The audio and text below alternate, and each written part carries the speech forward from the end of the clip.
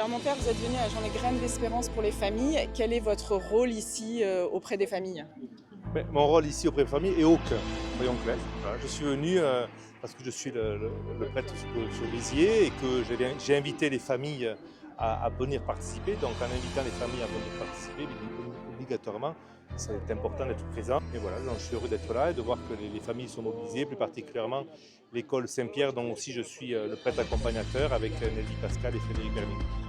Et qu'est-ce que vous voulez dire aux familles, notamment dans la transmission de la foi pour leurs enfants? La transmission de la foi, elle est simple. En fait, il ne faut pas s'enquiquiner à avoir des grandes théories. Il faut simplement vivre sa rencontre avec Jésus et donc planter des petites graines, par exemple, à droite et à gauche, qu'elles soient graines de foi, graines de joie, graines de folie. Planter ces petites graines pour dire voilà, qui est Jésus dans sa vie. Donc pour dire qui est Jésus dans sa vie auprès des enfants, eh bien, il faut aussi tout simplement pouvoir aussi le vivre personnellement. Bonjour à tous, c'est Père Pavel et c'est magnifique, c'est fraternel, il y en a beaucoup de joie, il y a beaucoup d'enfants, beaucoup de familles, on est tous ensemble et cette journée à répéter. Merci beaucoup. Tu es bénévole ici à la journée Graines d'Espérance. Oui. Quel est ton rôle? Donc moi, je suis pas toute seule, je suis avec toute ma caravane. On est ici parce qu'on nous a proposé d'aider. Et du coup, on anime des jeux ludiques pour les enfants et surtout les familles, pour la cohésion entre le parent et l'enfant. Qu'est-ce qui te rend fier aujourd'hui ici? Du coup, d'aider, de voir qu'il y a plein de gens, que ça parle à beaucoup de personnes et surtout de voir tout le monde qui est heureux et que ça bouge et que tout le monde est content. Et voilà. Et vous leur parlez de Jésus? Ouais, du coup, on leur demande un peu leur rapport avec lui, de qu'est-ce qu'il fait pour eux dans la vie de tous les jours, où est-ce qu'ils le voient, enfin, comment ils le perçoivent. Et voilà, donc des petites réflexions comme ça. Et est-ce que vous sentez qu'il y a un échange entre les parents et les enfants qui se fait Oui, beaucoup. Comme là, nous, on fait un jeu où ils doivent un peu se monter dessus.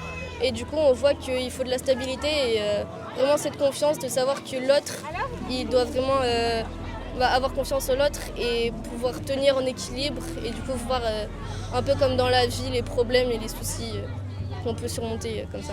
Alors vous êtes venu à la journée Graines d'Espérance. Qu'est-ce qui vous a donné envie de venir à cette journée en famille?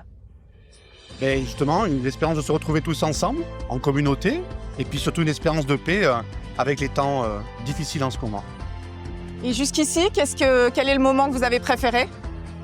Plutôt l'activité manuelle, où il fallait fabriquer une fleur et un oiseau, justement sur le thème de l'espérance, qui apparemment serviront tout à l'heure Pour la messe. pour la messe. Voilà. Et vous, en tant que parent, est-ce que vous trouvez ça difficile aujourd'hui de transmettre la foi à vos enfants? Très bonne question. C'est très bonne. Je ne saurais y répondre.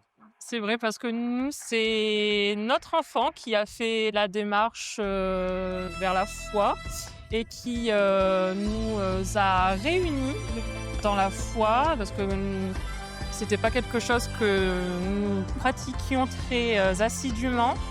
Et depuis qu'elle a commencé le catéchisme, on participe à ce genre d'événement justement pour approfondir notre foi et aller continuer sur notre chemin de foi.